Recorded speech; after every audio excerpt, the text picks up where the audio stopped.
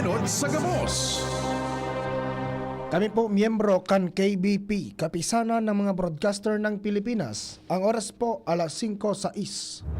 Alas 5 ng hapon, oras na para aramon ang mga maiinit na bareta kanal daw na maruluan sa aga sa mga periodiko, radyo asin telebisyon. Erot na madadangog ngunyan sa DZGB Bareta alas 5. Mga bareta ngunyan para sa aga. Erot na tinipon sa DZGB Newsbase. DZGB Bareta alas 5. Kaiba ang field reports kan Mega Force Patrol. Hali sa iba-ibang parte kanalbay asin kabikolan. Ngunyan, uya ang sa idong tagapagbareta.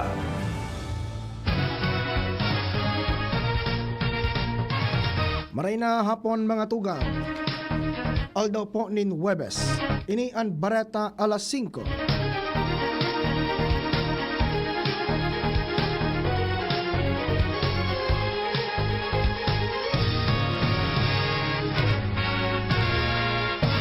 Inutunta ang mga bareta sa lado lokal. Nasa linyan mga pag-iriba. Chief Jimmy Nasalita. Chief Jim, maray na hapon. Nagpo na ang district meet in preparasyon sa nagraraning palarong panlalawigan na mangyayari sa Pebrero 10 hanggang Pebrero 14 ngunya na taon. Poon ngunya na aldaw, Enero 23 hanggang Enero 25, iyo ang district meet ang venue digdi sa Provincial Sports Complex sa Barangay San Francisco sa Banoan kan ginubatan ng mga atleta, delegasyon sa district meet na ini. Iyo ang mga hali sa ginubatan, Daraga, Manito, Obilyar, asin Banoan kan Kamalig. Ang mga mapapiling mga players na matitibay sa iba-ibang sports events, iyo ang isasabak sa palarong panlalawigan na mangyayari sa masunod na bulan kung saan ang host municipality iyo man giraray ang Banoan kan ginubatan. Mga dagdag na barita, Jimmy Nasalita, DCGB News. Ang baretang ini hatod sa Indokan. Hatid po sa atin ng Right Med. Dahil gusto ng Right Med na gumaling kayo. Mientras tanto, sa iba pang bareta, si Al Armario. Sir Al, maray na hapon. Dahil ng kontra sa mga miyembros kan sanggunian panglungsod kan Legazpi sa mga ordinansa sin resolusyon na pigapasar na para man sa karahayan kan syudad. Ini ananotaran ngonya na hapon sa kinibong sesyon kan sanggunian panlungsod. Ordinansa sa pagkrear ni opisina na matutok sa mga housing project kan syudad. Ipigpasar ni City Councilor Glenn Casulia, Chairman Committee on Good Governance. Original na proponent si City Councilor Attorney Butch Lucila. Inuyunan ini kanenterong konsyal, co-authors pasinda. Pati ang resolusyon ni City Councilor G.P. Lee, Chairman Committee on Education, ipigpasar man ang pag-encourage sa mga barangay na mag-establisher nin Barangay Physical Fitness and Sports Development Council. Tulos man ining inuyunan kanenterong mga pag-iriba. Expected na duwa pang konsyal na posibleng makontra dahil sa political color kan mga opisyal kan syudad. Alagad daiman ini nangyari kundi nagkauroyon sinda sa ordinansa sa resolusyon na pigpasar kan sa indang pag-iriba. Alarmario, DCGB. Ang baretang ini hatod sa Indokan. Plemex. Pag may ubo o hika, Plemex agad. Basta lagundi, Plemex. Mga tugang sa detalyes kan mga bareta sa lado nasyonal. Daipigigilid kan Philippine National Police o PNP ang posibilidad na magdulag paluwas kan nasyon si dating Bureau of Corrections o Bucor Director General Gerald Bantag. Sa ginibong press briefing sa Camp Crame, sinabi ni Police Regional Office 3 as in PNP spokesperson Brigadier General Jean Fajardo na naisinda nagpupondo na surudon anman iba-ibang lugar sa nasyon para mahanap ining si Bantag. Ginibok ang PNP ang pahayag matapos sabihon ni Department of Interior and Local Government o DILG Secretary John Vic Rimulya na madali nang maaresto si Bantag. Sigun kay Fajardo, igwa ng mga lugar sa norte na pigbiberipikar ang PNP na pwedeng pagtaguan ni Bantag. Dahil pamanin indikasyon na nakalawas na ni Nasyon si Bantag base naman sa impormasyon kan Bureau of Immigration o kaya BI. Pero daiman pigigilid kan PNP na pwedeng gumamit nin backdoor ining si Bantag para makalawas nin Nasyon. Sa giraray, nangapunan ng PNP kay Bantag na magsuko na asin hampangon sa korte ang mga akusasyon kontra sa iya. Nahahampang si Bantag sa kasong murder, may kinaraman sa paggadaan sa radio broadcaster na si Percival Percy Lapid Mabasa na pigtambangan sa Las Piñas City kan Oktubre 3, 2022.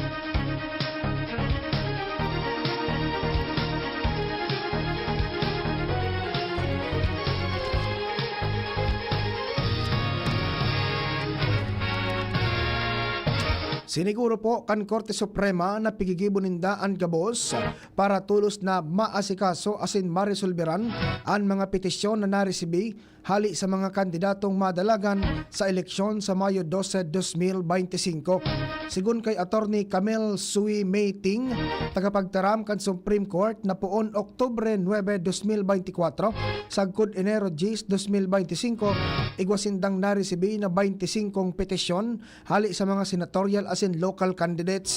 Sa ngunyan, 12 na ang naresolberan kan Supreme Court en banc, mantang ang natatada pang mga kaso, iyon igwa pa man giraray na nag-aasikaso. Warang pigtalaan na timetable ang Korte Suprema sa pagpalawas nin desisyon sa gabos na petisyon, pero pigsisiguro nindang prioridad ini kan en banc para dai mapindyente ang eleksyon sa maabot na Mayo. Tinawan pa nin doon ni Ting na naghihiro ang Korte Suprema na dai pigigilid ang pag-imprenta kan mga balota, kaya pinagirumduman ninda ang Commission on Elections o COMELEC na kaipo ninda nin panahon sa pagresolbir sa nasabing mga kaso.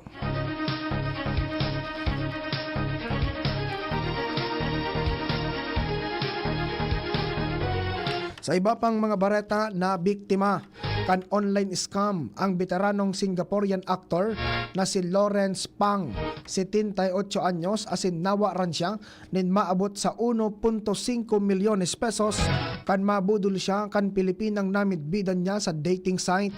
Minidbid ni Pang ang Pinay na nangangaranan na Mika na namidbidan niya sa dating website na Pinalove, sarong midbid na platform para sa paghanap nin mga dayuhan nin Pinay girlfriend.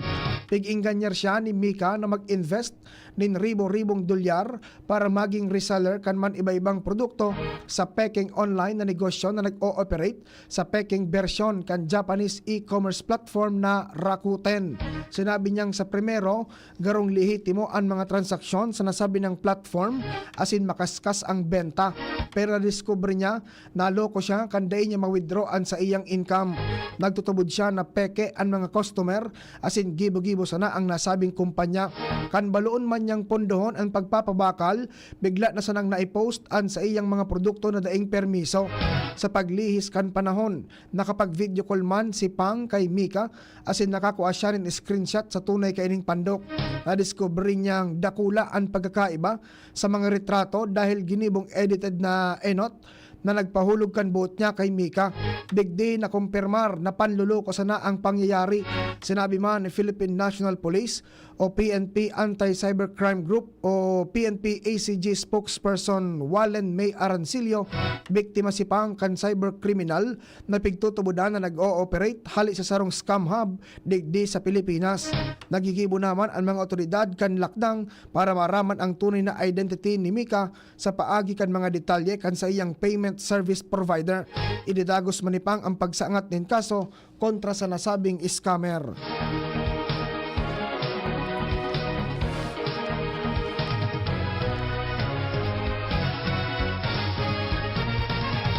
Daipa nagbabago ang posisyon ni Presidente Ferdinand Marcos Jr.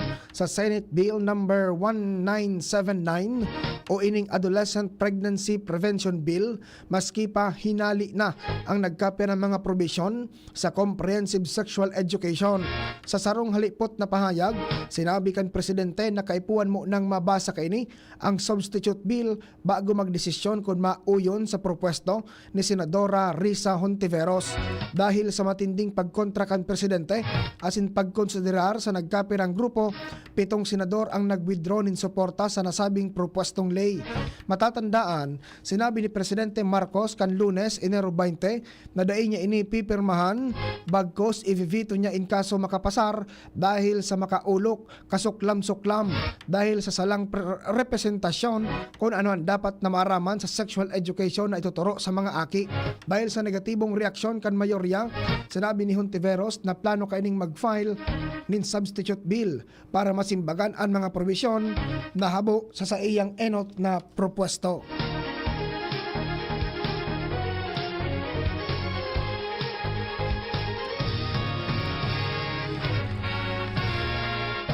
Marireceive na po kan mga benepisyaryo kan 4-piece na bados asin may aki na nasa edad 0 to 2 years old ang saindang primerong payout sa irarom kan bagong first 1,000 days conditional cash grant na nakasabay sa 4-piece.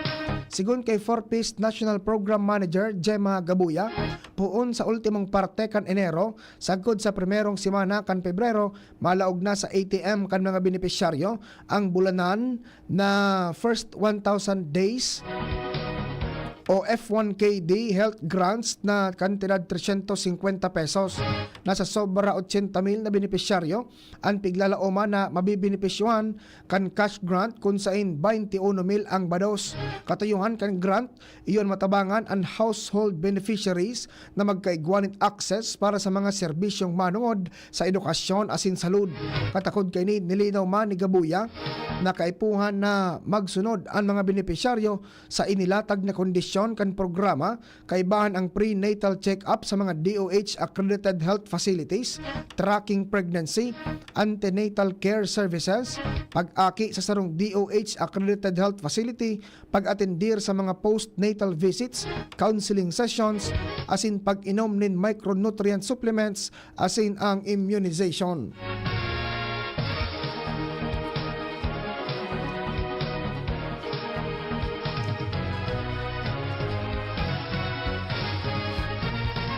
Maugmang pig-anunsyo ni Presidente Ferdinand Marcos Jr. ang pagpapalibre kan mga rebelde sa 17 Filipino seafarers na binihag sa Yemen sobra na sa sarong taon kaibahan ang iba pang dayuhan na crew kan MV Galaxy Leader. Sa iyang social media post, sinabi kan Presidente na ang mga binuwian na Pinoy seaman nasa pangangatama na kan Philippine Embassy sa Muscat, Oman asin Piglalaoman na makakaibahan kan sa indang pamilya sa lalong madaling panahon. Pinasalamatan kan Presidente ang Sultan kan Oman na si Haitham bin Tariq asin ang gobyerno sa sendang trayumpo na negosasyon para mapalibre ang mga Pinoy seamen. Inumaw man kay ni ang mga ahensya kan gobyerno asin mga pribadong individual na nakipagtabangan sa laog din 429 aldaw para mapalaya ang mga bihag. Sinabi kan Presidente na ang mga seafarers sinabi kan Presidente na ang mga seafarers ang dahilan kaya pinirmahan niya ang Magna Carta of Filipino Seafarers bilang ley para sa proteksyon kan sa indang derechos asin ibusol ang pantay na oportunidad sa maritime industry. Ang 17 Pinoy seamen hinostage kan Houthi rebel sa Yemen mantang ang sa indang barko naglalayag sa Red Sea kan Nobyembre 19, 2023.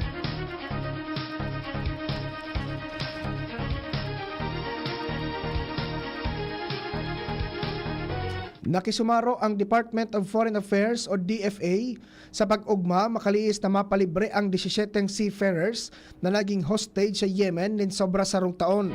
Sigun sa DFA, ang release kan mga Pinoy seafarers naging posible dahil sa suporta asin ginibong mediation kan Sultanate of Oman. Dahil digdis sobraan sa indang pasasalamat sa lakdang na ginibo kan Oman para sa nasabing mga Pinoy. Sa ngayon, naghihiro na ang DFA para sa makaskas na repatriation kan mga ini sa Manila. Dagdag pa kan DFA, naging matrayumpo ang sa indang mga lakdang sa ibong kan mga agyat. Patunay man ini na nagagana pa ang diplomasya. Nanindugan man ang puwersa kan DFA naman tinidusinda sa indang mandato na pagsirbihan ang nasyon asin ang komunidad.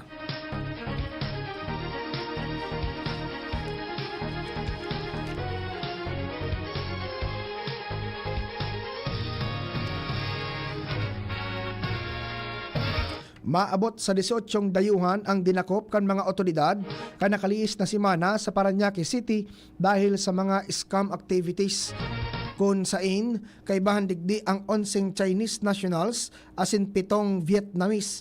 Sa pahayag kan National Bureau of Investigation o NBI, nagkondukta sinda ng mga operasyon kan Enero 15 asin Enero 17. Nadakop sa multinational village sa Parañaque ang 7 Vietnamese asin 3 Chinese nationals. Imbuelto ini sa manlain-lain na klase ng scam, aron kan investment fraud, cryptocurrency scam, asin artificial intelligence scam. Sa follow-up operation man, hali sa mga itinaong impormasyon sa NBI, nadakop pa ang 8 pang Chinese na kasabay sa nasabi ng mga scammers.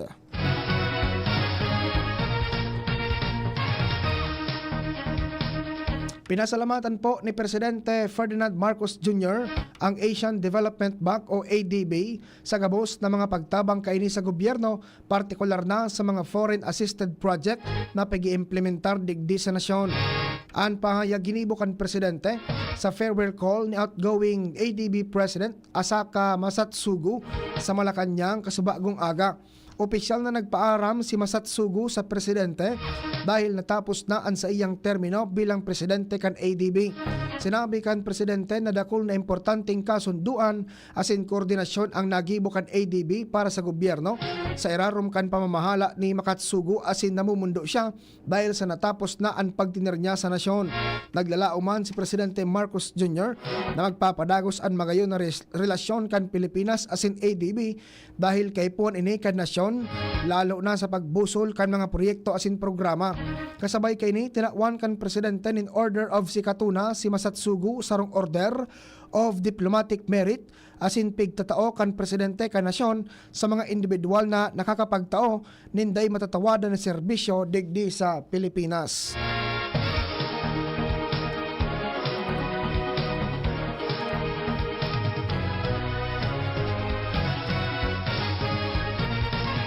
Kinondenar ni Presidential Advisor on Peace, Reconciliation and Unity Secretary Carlito Galvez Jr. ang pag-atake kan mga tauhan kan Moro Islamic Liberation Front o MILF sa Basilan na nagresulta sa pagkagadaan kan 2 soldados asin ikanalugad kan 12 iba pa. Matatandaan nangyari ini kasuodma Enero 22, 2025. Nagpaabot man in pakidumamay ang sekretaryo sa nabayaan na pamilya kan mga soldados na nagadan. Kasabay kay ni ang promisa sa makaskas na hustisya asin pagmantenir sa katrangkiluhan para sa komunidad kan nasabi ng probinsya. Dakul sa mga residente ang takot pa sagkod ngunyan dahil sa nasabi ng pangyayari.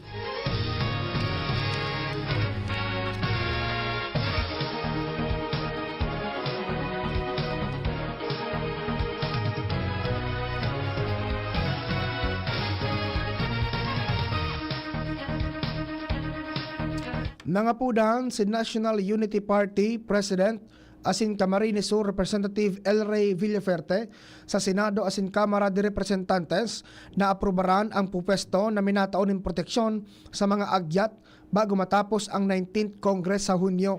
Ipigbusol ni Villaferte ang House Bill 6059 na may katuyuhan na patawanin 6 na bulan na pagkakakulong asin multang day mababa sa 30,000 pesos ang mga individual na pigaabuso ang mga hayop magpakonstruir nin bureau na isasabay sa Department of Agriculture o DA na mabusol sa diretsyo kan mga hayop asin takwanin poder na mag-deputize nin mga animal welfare enforcement officers na masalbar sa mga hayop asin magdakop ang mga nag-aabuso digdi. Ang House Bill 6059 na maamyendar sa Animal Welfare Act of 1998 pendyente ngunyan sa House Committee on Agriculture and Food. Kinibo ni Villaferte ang pahayag matapos na sabihon ni Senador Grace Poe na padagos kay ning ibubusol ang sa iyang Senate Bill 2458 na nakapendyente sa Senate Committee on Agriculture, Food and Agrarian Reform. Sa panuring detalye kan bareta sa lado nasyonal, piginganyar po kan Office of Civil Defense o kaya OCD ang mga Pilipino na padagos na maganda para sa Big One, sarong makusog na linog na posibleng magtama sa Pilipinas. Kasunod ini kan linog na nagtama sa Taiwan na may kusog na magnitude 6.4 kan Enero 22. Sinabi ni OCD Administrator Ariel Nepomuceno na arog kan Pilipinas Ang Taiwan ang prone sa linog dahil sa lokasyon kani sa gilid kan duwang tectonic plates harani sa Pacific Ring of Fire. Dugang pa niya, posible ining magtama sa Pilipinas anuman na oras.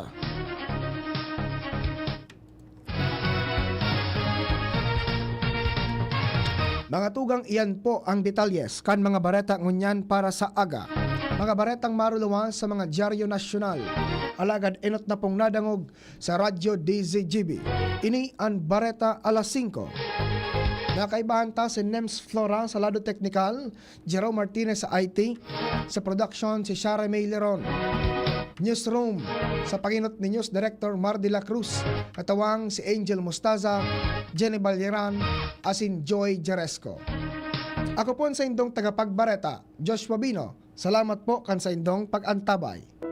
Ano tamis kidi kalidad magian sa bulsa ang bulong kan